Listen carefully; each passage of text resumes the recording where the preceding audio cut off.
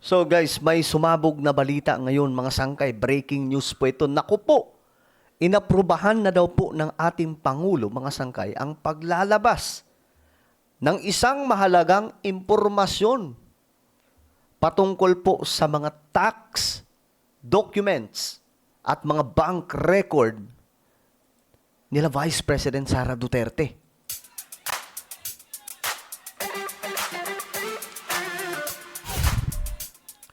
So ang tanong ngayon mga sangkay, naninilikado ba ngayon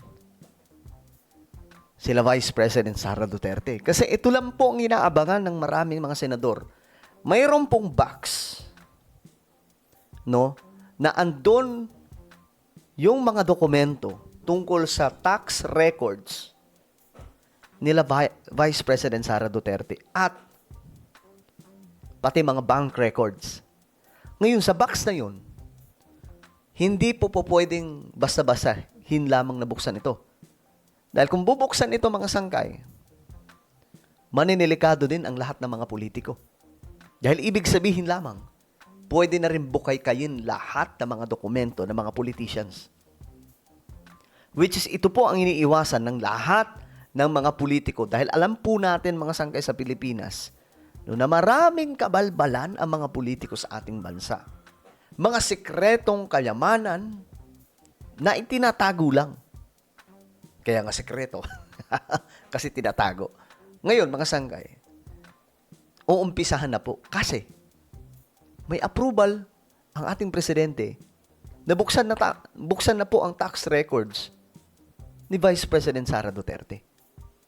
Ngayon, anong next step na ito? Magkakaalaman na ba kung ano nga ba talaga ang totoo? Malalaman natin ngayon. Anyway, bago tayo magpatuloy sa mga hindi pa po dyan nakakapag-subscribe, guys, isubscribe nyo na po yung ating YouTube channel para lagi po kayong updated sa mga komento, mga issues po natin, opinion po natin, nang wala pong balance lang tayo kasi, nang wala pong pinapanigan na pagdating po sa mga usaping bakbakan ng politika. Neutral lamang po tayo. Okay? Sa mga hindi pa po dyan nakakapag-subscribe, guys, i-follow nyo po ang ating, i-subscribe nyo ang ating YouTube at i-follow nyo naman ang ating Facebook page. So, ngayon, mga sangkay, eto na, tingnan po natin. Kasi ito yung breaking news. Naku po! Delikado ba ang sitwasyon ng ating Vice President? Kasi ayon po dito, inaprubahan na ni Pangulong Ferdinand Marcos Jr. ang pag-release ng bank at tax documents ni Vice President Sara Duterte at asawa nitong si Attorney Mans Carpio. Anong gagawin nila ngayon? Actually, mga sangkay, sa totoo lang, dapat lahat ng mga politiko ganyan talaga. Open book sila eh. Dapat open book sila. Hindi dapat nila, mga sangkay, tinatago ang anumang kanilang kayamanan. Dapat, since you are a public servant, then, buksan mo lahat. Mga congressman, from president, vice president, senator, congressman, governor, 'di ba? Mayor, lahat na. Dapat alam po 'yan ng taong bayan. Kasi sa pamamagitan niyan, mga sangkay, magkakaroon po ng transparency at mas magkakaroon po ng maayos na liderato ang mga leader sa ating bansa. Kasi nga, matatakot sila na mangurap. Kasi pag nangurap sila, makikita doon. 'Di ba? Ngayon, mga sangkay, okay to. Pabor ako dito, mga sangkay. Walang problema. Pero sana lahat na po sila eh. Diba? Kayo ba? Agree ba kayo? Lahat na sila. Mula sa pinakamababang opisyal hanggang sa pinakamataas. Diba? Lahat na po para pare-parehas na. Pero okay to, mga sangkay, para magkaalaman na. Diba? Ngayon, anong gagawin nila dyan? Kasi, lagi pong, ewan ko, bakit sila takot, mga sangkay? Kasi yung kampo ni VP Sara, mukhang ayaw po nila na pabuksan ito. Pero yung iba naman, natatakot na buksan ito kasi kapag binuksan ito, ibig sabihin, pwede na rin pong mag-submit no, ng, ano ba yan, mga sangkay, isang panawagan. Hindi lang basta panawagan, mga sangkay, kundi mag-file sa Supreme Court. ng aksyon para buksan lahat ng mga tax documents, tax records, and bank accounts ang lahat ng mga politician. Especially pag mga senador, congressman, vice president to president, lahat po mga sangkay, 'di ba? Kasi pag ganyan, malalaman po natin kung sino yung corrupt, sino yung hindi corrupt. Ay, naniniwala pa ba kayong may hindi corrupt ngayon? Naniniwala pa ba kayo? So ngayon, mga sangkay, ito na nga. Ayan, breaking. The Senate receives the BIR submission on the tax records of spouse Vice President Sara Duterte and Attorney Manscarpio and corporations linked to them. Okay si PBBM na i-release ang tax records nila VP Sara. So sinabina na po itong mga sangkay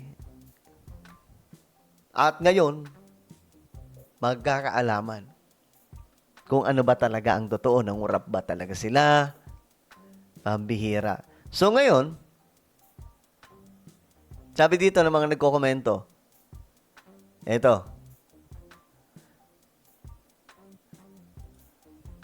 the President has the specific power under Section 71 of the National Internal Revenue Code to authorize the Bureau of Internal Revenue to open and inspect confidential income tax records. This Presidential Authority Act as a legal exception to strict tax confidentiality rules.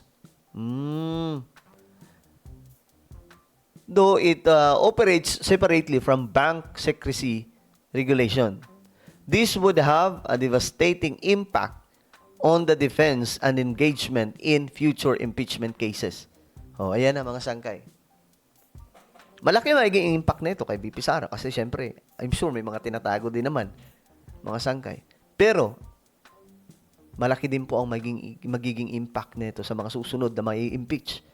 At po pwede rin pong pabuksan lahat na ng mga records ng buong Pilipinas, lahat po ng mga politiko para magkaalaman. Sabi naman ni De La Torre dito, the law requires BBM to do it. Sabi naman ni Rainier, transparency and accountability, ICA. Ayan, mga sangkay. Kayo ba, pabor kayo dito? Nabuksan na po ito. Nasa box po yan, mga sangkay. Actually, nung hearing pa lamang po doon sa House, nandun na po yun. Dapat doon po yun bubuksan. Pero sabi nila, wala silang karapatan na buksan yun. Maninilikado silang lahat. Kapag binuksan nila yun, para na rin po nilang sinabi na buksan nyo rin yung sa amin. Pero ngayon, na may approval na from the President, anong susunod? Lahat na ba ng mga politiko? Well, malalaman natin yan kapag nag-file ng aksyon.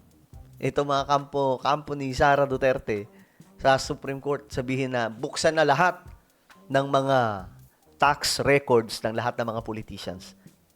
Kapag nangyari yun, lahat tayo masaya, di ba? Mga kababayan, mga solid sangkay. Lahat tayo masaya. Kasi doon na natin makikita sino yung boboto nating matino. Di ba? Well, ano po ang inyong opinion? Comment down below. Meron tayong YouTube channel. Ito po ay Sangkay Revelation. Hanapin nyo po ito sa YouTube. Ngayon din, kapag nakita nyo na, i-click nyo po yung subscribe, i-click ang bell, at i-click nyo po yung all. Ako na po ay magpapaalam. Mag-iingat pong lahat. God bless everyone.